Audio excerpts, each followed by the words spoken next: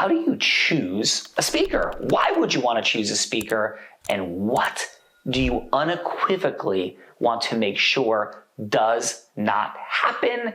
AKA your deepest, darkest fear of bringing a speaker into your world. That's what we're talking about. You want a speaker because since the days of Cicero in ancient Rome, through the work of the founding fathers of America, to Abraham Lincoln in the Gettysburg Address, to Martin Luther King, to Oprah Winfrey holding the microphone for 30,000 people as an African American woman, overcoming racial bias, gender bias, teen pregnancy, and immense trauma to do the unthinkable in becoming a multi-billionaire who could wave her hand over someone who isn't even a doctor, Phil, and cause Dr. Phil to go from obscurity worth a couple $1,000,000 to worth $400 million, and the person solving the problems of all Americans watching daytime television. This is the power of the stage and the microphone. So we bring in a speaker because it has impact. It changes things. It causes things. It touches hearts, minds, souls. It forwards action. It creates context and frames. It could do things as simple as train people how to use tools like a computer, IT, ChatGPT-4, whatever it is. Things are caused in the athletic room, the training room, the corporate room, the board room, every place through the power of the spoken word, group influence, oration, call it what you will, but it's a human being having influence over a group of people, taking a thought from their mind, their heart, their soul, their being, transferring it to other people, having received and acted upon. That's why we bring in a speaker, to solve a problem, to galvanize a thing, to move something forward. What's my greatest fear? If I bring in a speaker or bring people from my teams to speakers, what's your greatest fear potentially, or what it should be, is that you're going to bring someone in. Not only is it going to not cause an outcome, it could actually be harmful. One of the most challenging, disappointing, and horrific things you could do is bring in an average speaker, an okay speaker, even a relatively good speaker. Why would you do this? Why would anyone take their team that they train, they lead, they're speaking to, and have somebody come in that's just good? Or have somebody come in who's doing a poor job? That's horrific. The credibility of the leader is diminished enormously. The group rolls their eyes, has complete frustration, is thinking, what am I even doing here? And has this effect. It causes the group, the person, the individual, to think that the speakers coming in the future, they're not going to listen to and want to have other speakers because they believe the speaker is just talking about something. They're not congruent in, there's not alignment of words, vocal qualities, and body language. And instead of causing the group of people to come together, it causes a group of people to divide, separate, and it's worse than if we didn't bring in a speaker in the first place. So how do you choose a speaker? But before that, who am I? And why would I have any right to share anything with you about choosing a speaker? The only people in the world that we should listen to about anything are people who have true mastery. The concept of modeling dictates this. Some people have done some things, and it is only those people we should listen to. For example, I have family members that have been divorced multiple times. These are not people I want to be seeking marriage advice and counseling from. The people we want to listen to are people who've done the things. So here's a little bit of my background in the world of public speaking and choosing. So 26 years ago, I'm walking around with my grandmother, my beloved Donnie, and we're in Long Beach Island, New Jersey.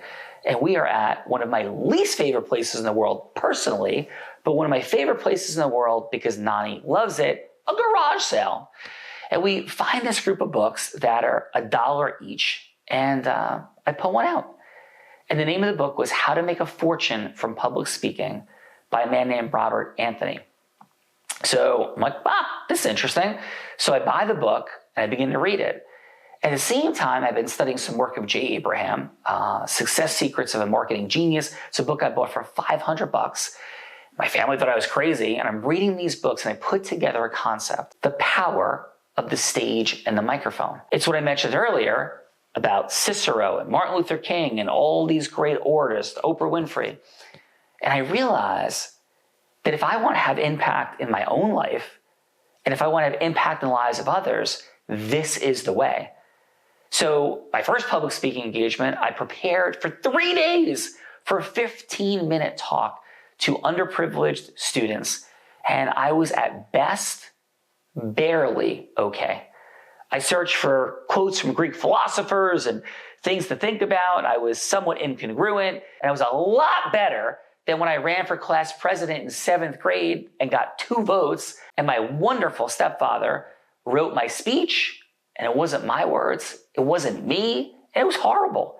It was a lot better than horrible, but I wasn't even near where I could go. Well, they're a long way from 3 days to prepare for a 15-minute speaking engagement. I've had the privilege of speaking on some of the most profoundly impactful stages in the world. Disney Corporation, T-Mobile, Salesforce, training sales leaders. I've spoken on Tony Robbins' stage 17 times, with the 18th time coming up soon. The reason I've had the privilege of speaking in these places and an event like Tomorrowland, if you don't know what that is, it's a festival in Europe with hundreds of thousands of people. And they do something called Love Tomorrow, where they bring thought leaders from all over the world together. And they promote it for this upcoming year. I'm one of the 3 people in the promotional video for Love Tomorrow. I can't believe these things have happened, but they've happened because for 26 years, I've studied how to communicate with human beings and how to cause those things from the front of the room. Shattering sales records on Tony Robbins' stage, having the highest scores for teams of massive numbers of Disney executives they've ever had.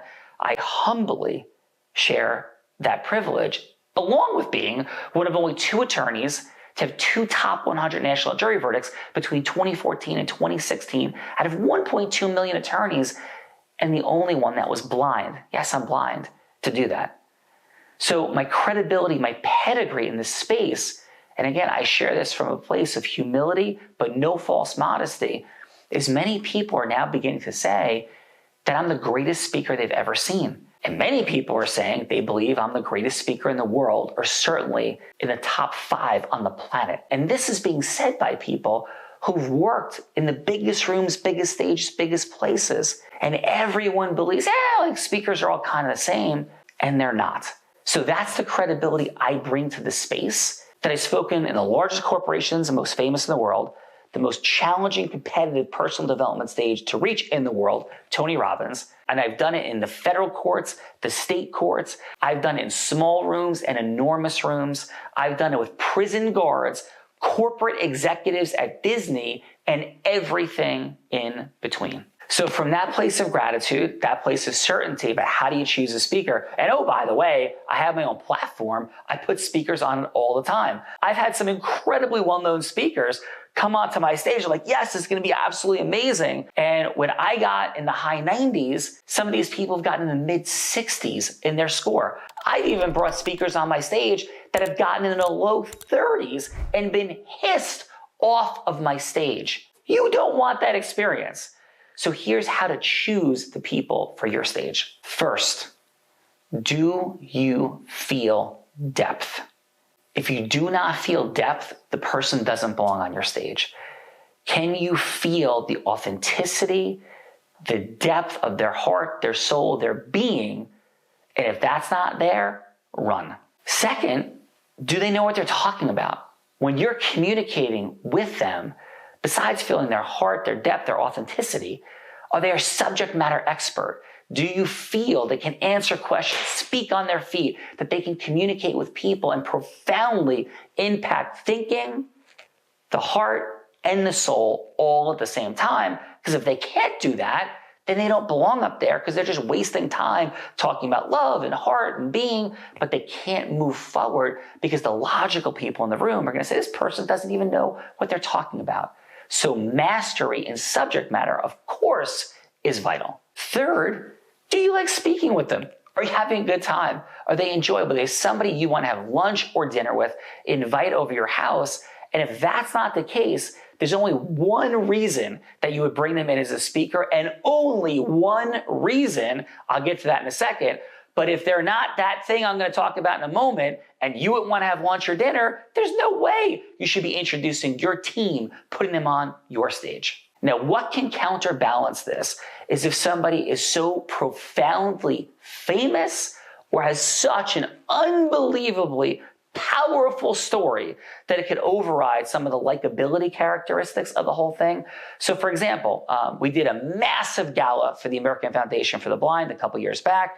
We had celebrity athletes, all these people, and one of the celebrity athletes was an absolute nightmare to deal with personally. However, we ended up on Extra on national television because he was there. That mattered to the people from Extra to come. So sometimes there could be an overriding principle that would make somebody so famous or have such an unbelievably relevant story that it could be somebody maybe you want to be having lunch or dinner with, but it can carry the day with the group and audience. That is the only exception to that rule. And finally, we mentioned that Cicero dude. And what Cicero said makes the difference between a great speaker and a person of massive influence from that stage is when a great speaker is done, people say, hey, wow, that person was a great speaker. But when somebody truly masterful completes, the group, the individual says, I want to go forward and march. I want to take this message, I want to change something, and I want to go forward and march. That's what you're looking for in true mastery. And I've also had the privilege of raising millions and millions of dollars charitably and running a massive gala that ended up on national television, the American Foundation for the Blind Gala on Extra, and it ended up winning a Telly Award for a trailer that was created for a reality charity show on television that hasn't launched, but the trailer won a Telly Award. So what we've done in the space of oration, it not only creates a massive ability to take people forward, it also creates the ability to drive revenue. And I don't know a higher purpose for using the stage and the microphone than to create impact. And in raising millions and millions of dollars for Ukraine relief, to going there, having missiles flying overhead in Kyiv, to seeing what can happen and having a national news show like Extra come and cover the AFB gala that we did. All of these things are the same thing.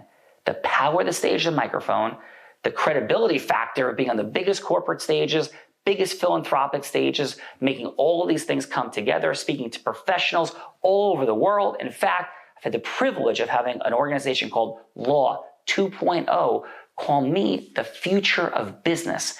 I had another colleague say this online on a Facebook post who speaks on Tony Robbins' stage, who's partnered with Bill Gross, the most successful quantitative entrepreneur in history.